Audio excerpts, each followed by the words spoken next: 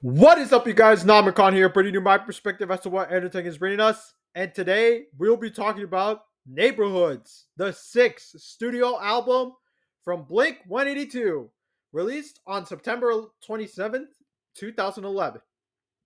It was a divisive record when it first came out. A couple of critics saw the album as a natural evolution to the band, others felt like the album was stale and disjointed. I think over time, many people have been more kind to this album for being arguably their most experimental project besides their self-titled album. This album debuted at to number 2 on the Billboard 200. J. Cole took the number 1 spot the same week. He was the newest hot artist at the time with his debut Cold World. Unfortunately, Neighborhoods did not do so hot financially. It sold over 350,000 copies, which is fine, but for Blink standards, this is very disappointing. Blink 182 are one of my favorite bands. Take Off Your Pants and Jacket is my favorite album from them. I was already familiar with most of the tracks before I delved deep into Neighborhoods. So I will be reviewing the deluxe edition of Neighborhoods instead of the standard edition, as I feel the deluxe version is the definitive version of the album. So without further ado, let's go track by track on Neighborhoods, starting with Ghosts on the Dance Floor. We start off with a different sound from what we expect from Blink. You hear a synth, which is kind of unheard of in a Blink song. This is because when Blink 182 were on a hiatus, Tom DeLonge, one of the lead singers of Blink, was on a band named Angels and Airwaves, an alternative rock band. So some of the elements he brought with Angels and Airwaves were also brought in this album. I really enjoyed this song. It's a bouncy song, even though the lyrics are far from it, as it's about the protagonist dealing with losing someone that was dear to them. It is kind of a follow up to I'm Lost Without You from Blink's self titled album. The song is called Natives. Sound wise, this is what you expect from a Blink song, a fast punk rock song with lush production. It feels like an evolution to the Enema days. This song is about bands like Blink 182 proving that if they are still a punk rock band with all the mainstream attention they are getting, but they're responding that they are beyond that. This song is great. The bass guitar is prevalent and it sounds so good. The drums done by the great Travis Barker is excellent. This is one of my favorite songs on the album. I love this song. Next song is called Up All Night, the lead single for Neighborhoods. This was Blink's first song. And it charted hot and it was released on July 2011. It has been like over 5 years since they released a new track at the time. And it charted at number 65 on the Hot 100, and it charted high at various rock charts, basically implying that people miss Blink a lot. I think this is pretty good for a comeback. I think this is pretty good, and for a comeback song, it gets the job well. It gets the job done, sounding like an evolution rather than going back to basics, which I appreciate. It's a good song, honestly. The next song is another single called After Midnight. This song also charted on the Hot 100, peaking at number 88 and charting on the top 10 on various rock charts. I love this one, honestly. This is my favorite single out of the two. This song came from Travis Barker, who is the drummer of the band. Created a beat for the band and it stuck with Tom and Mark. The band tried to create a song around it and it became After Midnight. This one was the last inclusion in the original release for the album, as Neighborhoods was delayed several times, but before it finally came out. After Midnight is a love song revolving around two broken individuals. I love this song, honestly. It's one of my favorites from Neighborhoods. The next song is called Snake Charmer, one of the additional tracks from the deluxe version of Neighborhoods. And this is a fantastic addition to their catalog because wow, I love this song. This song starts with a slow. This song starts slow with a nice synth along with great drumming rhythm done from Travis Barker. And then we get a soothing guitar riff, and then the song officially begins. I love this song. It shows how much Blink has evolved from their past, with Tom sounding more mature with his singing and how lush the production sounds. It's another song that I love from this album. The next two songs are called Hearts All Gone, with the interlude going first, as it is a slow burn to contrast the actual song's fast pace. The actual song itself goes back to Blink's roots, kind of. Although never a single, it did have an actual music video, and the song is great too. Mark sounds great in this song. Travis went all out on the drums, and Tom's guitar licks are good as well. This is a consistently good song. Ne- Next song is Wishing Well. Honestly, if I have to choose a least favorite song on Neighborhoods, this would be it.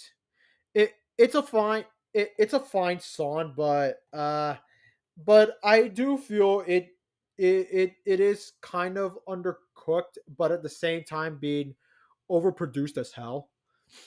And the next song is called Kaleidoscope. This is this is another this is another favorite of mine.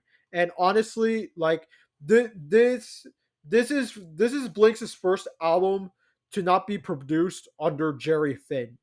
He unfortunately passed away years before this album came out because he was suffering from a cerebral hemorrhage. He suffered from a cerebral hemorrhage, and honestly, it was a massive shame because if you ask me, he is probably the greatest producer in all of pop punk. Dude produced so many classics. We got some 41s is all killer no filler, and Enema of the State with Blink-182 along with Take Off Your Pants and Jacket. He also did some of the mixing with Green Day's Dookie along with Insomniac, and he was also the main producer for Ain't Come on the Wolves by Rancid. So yeah, he's done some very big projects that were very influential to pop punk. So I I really wish he was still. It sucks that he's not around anymore, but his influence cannot be overstated. He's the goat. He to me he's the goat, honestly. And now we move in to the next song and now we move to the next song called "This Is Home." This is a pretty basic one if you ask me, but it works so well for me, honestly. Like it works so well for me, honestly. Like yeah, Tom DeLonge sounds great in this, and along with the song MH 418 2011, these songs are great. These songs are honestly great, honestly. And if you and these are some of the highlights from Neighborhoods. And the next song is called Love is Dangerous. Um Honestly, this is another song that I could take it or leave it. It's a decent song, but it does feel undercooked if you ask me, especially on the chorus where Tom repeatedly says love is dangerous all the time. But it's a fine song, but like again, it's undercooked. The next song is my favorite song in the album, Fighting the Gravity. This song is the darkest song in the album, and it's another one of the it's another one of the bonus tracks included in the deluxe edition. This song is about Mark Hoppus' experience with drugs, showing it, and the dark moody vibe this song was going through was because it made him feel like that he was dying. And this song seems like it took massive inspiration to Angels and Airwaves. This song is amazing, honestly. It's not a song I would I would show to someone who wants to get into Blink, but if they're familiar enough with Blink's songs, I would definitely show them this. This is a fantastic song. I This is one of my favorite songs from the band in general. Top 5, I would say. This is a masterpiece. This is my favorite song on the album, honestly. It's so fucking good, honestly. This is this is literally everything. This song is everything I love about Neighborhoods. And I kind of wish they continued with this sound because it sounds like a proper evolution to Blink, but it seems like after Neighborhoods, they it seemed like after Neighborhoods, the band doesn't look back on that album fondly. Well, at least Travis Barker stated that himself, which is a massive shame, honestly. But we did get One More Time, which is another very solid album. And the last song on the deluxe edition is called "Even If She Falls." This this is such a fun track. It's a banger, honestly.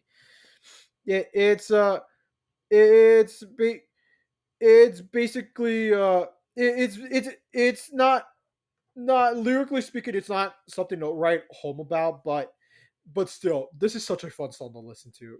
Tom DeLonge sounds so good in this song, along with the instrumentation, the production, the drums is done by Travis Barker. Dude, these are some of the best drums Travis. The drums in this album are some of the best Travis Barker has to offer, and it felt it seemed like this he it seemed like he went all out, especially since years before this album he he was involved in a huge airplane accident that he could have easily died, and thankfully he's still with us, honestly.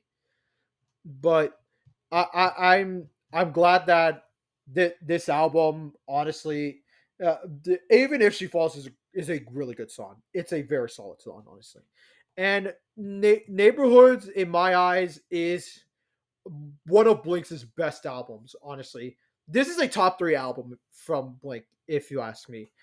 My top three is probably this one is number three. The self-titled album is second, and my favorite album, like I said before, is Take Off Your Pants and Jacket. Like these these three in my eyes, they are literally Blink 182 at their peak.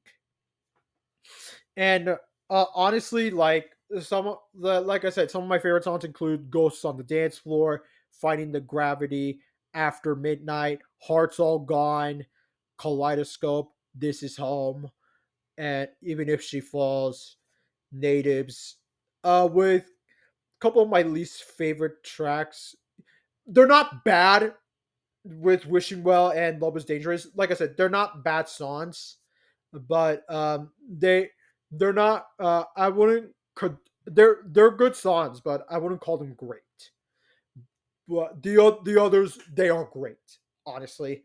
And I would high this is an album that I would recommend for any Blink there for anyone, for any pop punk and alternative rock fans, honestly.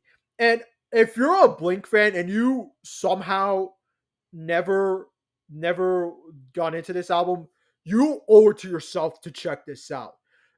Check the deluxe edition, please. The deluxe edition.